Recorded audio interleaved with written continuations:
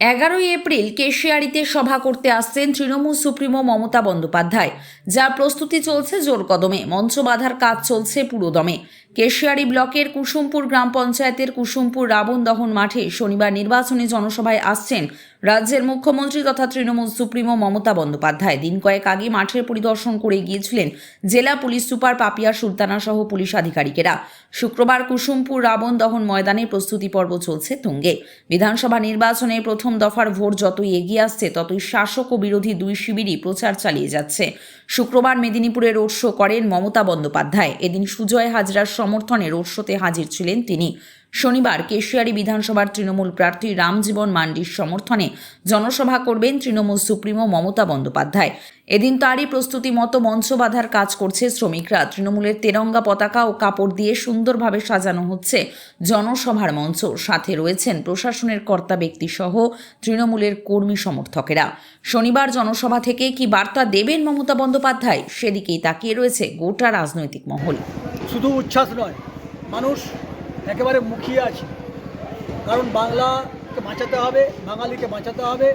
এখনও প্রায় 90 লক্ষের উপরে অ্যাডজুডিকেশনে যারা ছিল তাদের ভোটার তালিকা থেকে বাদ দিয়ে দেওয়ার কঠোর প্রচেষ্টা করছে ইলেকশন কমিশন। সেই জায়গা থেকে বাংলার মুখ্যমন্ত্রী সাধারণ ভোটারের জন্য, মানুষের জন্য লড়ছেন এবং প্রত্যেকটা প্রার্থীর সমর্থনে, নির্বাচনী সমর্থনে তিনি জনসভা করতে ছুটে আসছেন। একই রকমভাবে আমাদের সেনাপতি অভিষেক বন্দ্যোপাধ্যায় আমাদের 223 কেশিয়াড়ি বিধানসভাতে একবার এসেছিলেন।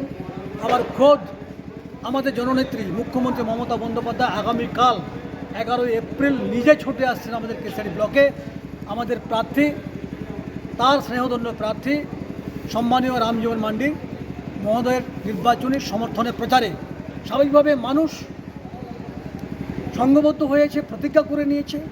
এই বাংলায় আবারও বাংলার মুখ্যমন্ত্রী মমতা বন্দ্যোপাধ্যায়কে তারা আশীর্বাদ করে আবার প্রতিষ্ঠা করবেন এবং একই সঙ্গে সঙ্গে এই বাংলা থেকে চিরতরে বিজেপি নামক এই কুৎসিত, এই মানুষ মারা এই দল নির্বাচনী এজেন্সিকে কাজে লাগিয়ে যে সমস্ত ভোটারদের নাম কেটে ব্যাক পথে, অর্থাৎ ব্যাক ফুটে ক্ষমতায় আসতে চাইছে, মানুষ সমস্ত কিছু বুঝে গেছে। তাই মানুষ মুখিয়ে আছে। দিদির নাম যেদিন থেকে তারা শুনেছেন কেশিয়াড়িতে তিনি আসছেন, সেদিন থেকে মানুষ সংকল্পবদ্ধ হয়েছে। আমরা বিভিন্ন জায়গায় যে বাসের বা যানবাহনের ব্যবস্থা করেছি, সবাই ফোন করছেন, দাদা আমাদের গাড়ি আসবে তো।